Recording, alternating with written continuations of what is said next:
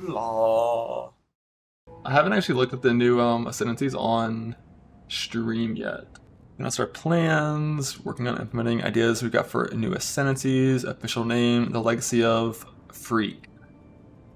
You have no mana. Burrow, read the names. Harbinger. Vote. I love Harvest. What? I picked the worst one! And this community is so sexist, look at this. They just picked the man. Like, come on guys. Is it voided? I hope not. They haven't mentioned if it is or not, I hope not. But if they might, if they do some weird shit.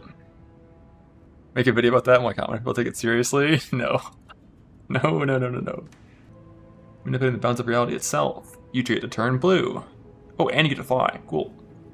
Alright, what do we got? Are there links for... I think, like, the Harbinger of the Arcane skills on the belt, right? Are there links for what these two do? Do we know what all these do?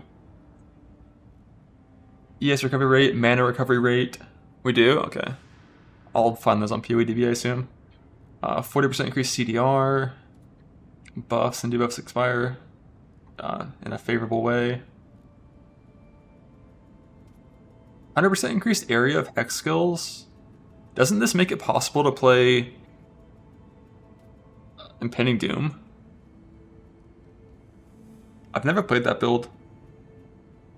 I never played it when it was OP, and then they nerfed it, and now I know the guys that play it use like fractured, like delve, like area effective hex rings. And you also want CDR, don't you, for that? So that's pretty convenient. 2 points that are good. I don't think unless Harbinger of the Arcane is a good one, I don't think I care about the recovery rate. We're not channeling, so none of this shit's active. So it'd be like Harbinger of... I don't know. I'll have to double check. Are these the greater versions? Will occasionally apply this to the player. It's a buff that lasts 4 seconds, the equivalent of 8 seconds. Immune to ailments. This one's really fucking good. But like, you can make this last permanently, right? Like, all ailment... How reliable is this? Like, if you zone into a new zone and you break grace period, do you just instantly get it? Or is it like, you have to wait for him to like RP and fucking cast it on you? You have to channel? So like, when you zone in, you have to click Summon Greater Harbinger of Time? Oh, this one is while you are channeling, it'll cast a buff. Okay, so you have to actually be a channeling build for this, like some Cyclone shit. But do you have to summon this guy, or is he already there by default? Like, you have to channel to get the buff. The buff's OP, but like, we're probably not playing a channeling build unless we're playing Cyclone cast on something. Time. It occasionally grants you an aura that increases your action speed. It will create an aura on you. It uses the word aura. But like, it's not, right? Occasionally cast this on the target, lasts 8 seconds, cooldown of 10 seconds. So it's super easy to make it permanent. Not that insane. Like, unless this goes with aura effect, like, this isn't that much better than like boots. It's not that good. It's okay, but like, it's pretty mediocre. This one casts Arcane Surge on you. Arcane Surge and some lightning shit. Yeah, none of these stand out as exceptional. Archmage Impending Doom. Can Archmage apply to support gem skills like that? I never tried. I feel like one of the things I like about Impending Doom is you're doing chaos damage. But yeah, the Harvey buffs on their own aren't very insane. Like, first 2 points, the area thing, CDR, very good. After that, they definitely fall off. But ES recovery rate, depending on your defensive setup, is still useful. Like 30% increase if you're like a Wicked Ward setup or an Overleech setup. If you're either, it's pretty good. Buffs and debuffs expiring faster. Yeah, it's whatever. It's fine. It makes some T17 mods a little nicer, but nothing insane. I wonder what the travel nodes are. Gambler. You're the kind of player who likes to gamble. Gamble. Apothecary. Bench. Gamble. Gamble. 2. 4. Split. 2 to 4 again. You have 6 now. 2. Oh my god. 2 Mage Blitz. What do we got?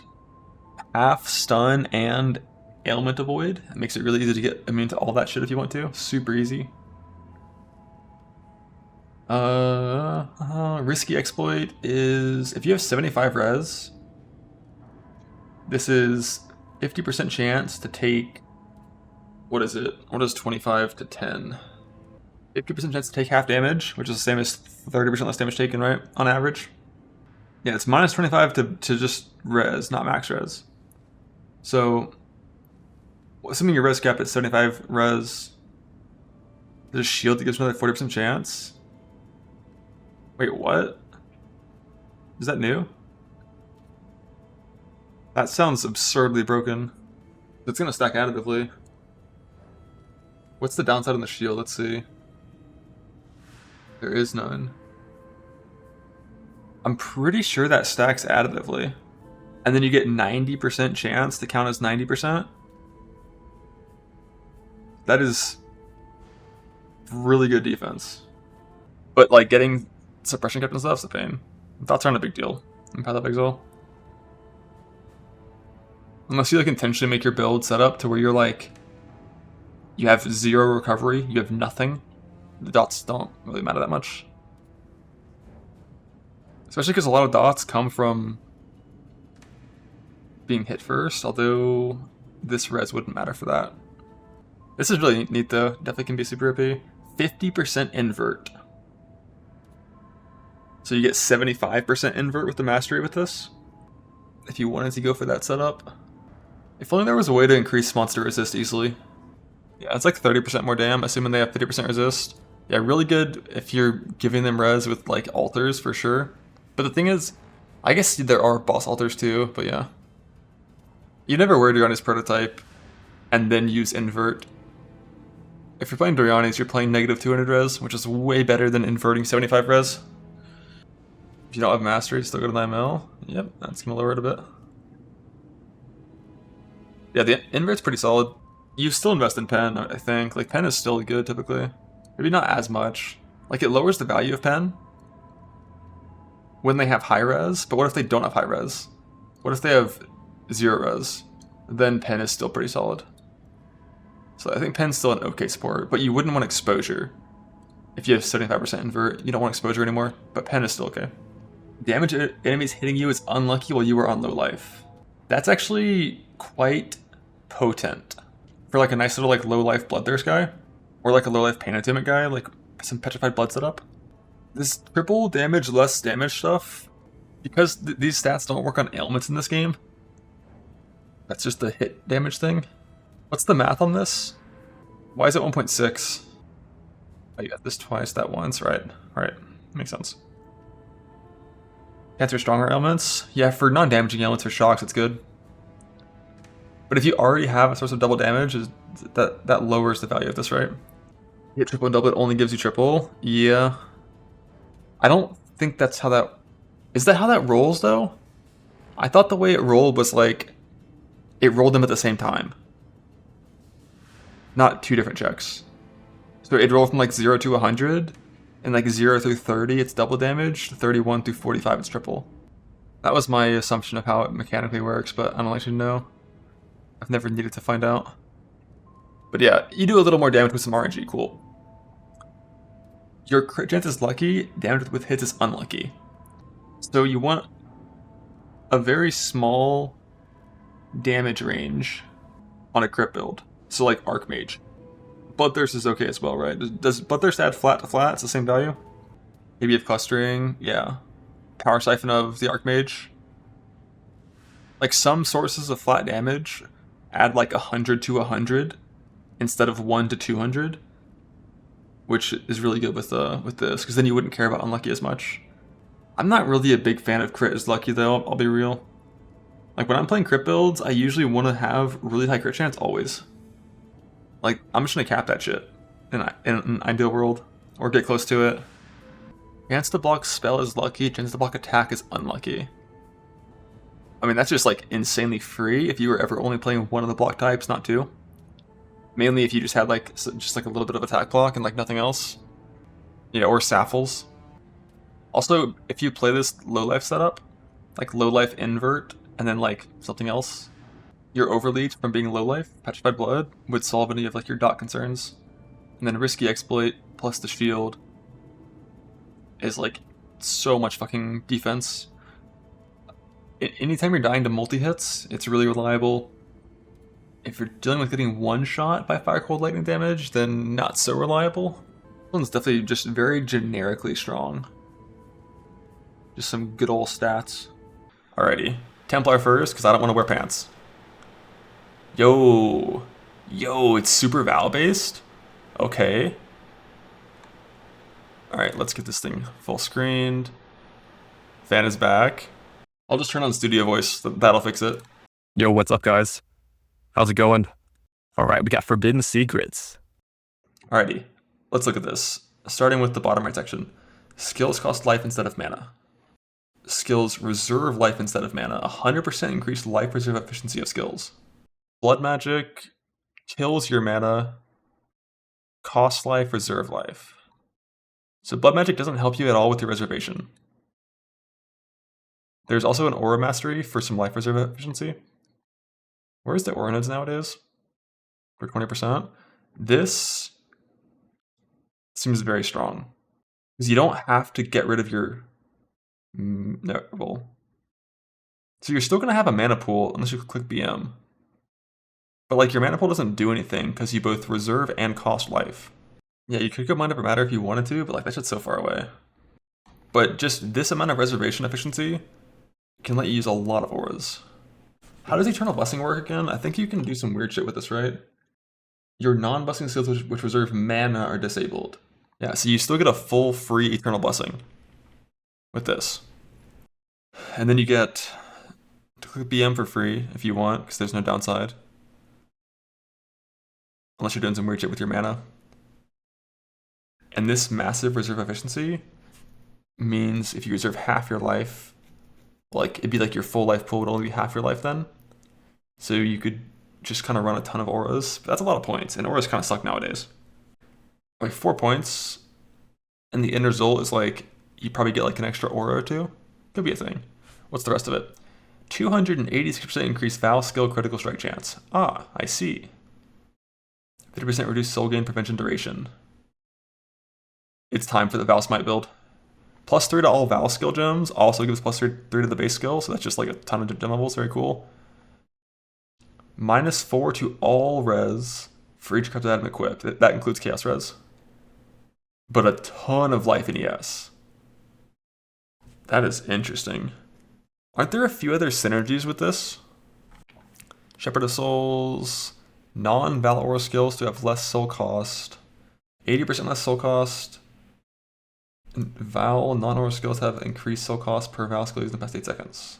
I don't really get the Shepherd of Souls thing. What am I missing? Val? Oh, I'm a dumbass. I read it as aura. It's non-aura. No, is it 3? You're roughly back to where you were before? What I want to know is like, there used to be like a Delve fossil mod for reduced soul gain prevention, but I think that's gone, right? 50% increased Val skill duration. I fucking love Val skills. It's the shield, but without all the other weird ones. When you reach full ES, sacrifice all ES to gain +5 to max res for 4 seconds. Interesting. Not having all the other downsides, mainly the life is ES, you can do setups with this where you only have like 2 ES, and then you get 2 ES on hit with attacks and like a jewel. So like this is really easy to maintain when you don't have all of the other ones too. This is like super fucking easy to maintain. So you can just see this is like +5 max res, including chaos, even if you don't care about the Shepherd of Souls. And then this is Val skill duration, reduce souls per use. I kind of want to make a Val Smite character. The problem is Val Smite characters are just fucking lightning strike builds that press Val Smite. You can't win. You can't win. Like the whole Fever for Corruption, I'm not really a fan of at all. I don't think this one is that insane based on the duration. The reduced souls per use has some merit, but the increased duration I care less about. But reducing soul gain prevention duration, this stat, like that stacks additively with the reduced duration, right? But that doesn't exist in the game anymore. It's less duration now. Is there any reduced duration? Like reduced skill effect duration? I know it's in the PoE2 tree. I don't know if it's on this one. There's less. Reduced skill. Okay, there is some. There's 25. Okay, so if you want, you can get 50% reduced skill effect duration, and then 50% reduced soul gain prevention duration, and I think these would stack additively. So like your Val skill would have half duration, but it would have 0%, it would have 0 soul gain prevention duration, I think. Like modifiers by definition also apply to the soul skill prevention duration. So reduced skill effect duration will become reduced soul gain prevention, which then stacks with this. That should work. Yeah, 286 is weird. So the thing with Val and corruption in general, they've always used weird numbers for certain things. When it comes to corrupted things, I don't really get what this one means, what the significance is. I'm sure there's a reason for it though. All right, what's this one? Removes all ES, life that would be lost by taking damage is instead reserved. So this is just the jewel from Exarch, but isn't Exarch jewel like 4 seconds or 3 seconds? Is it only 2? Exarch is 4. Yeah, it's 2. So it's Exarch jewel, but it's 1 second instead of 2, and it doesn't have this huge thing right here. This huge more life multiplier.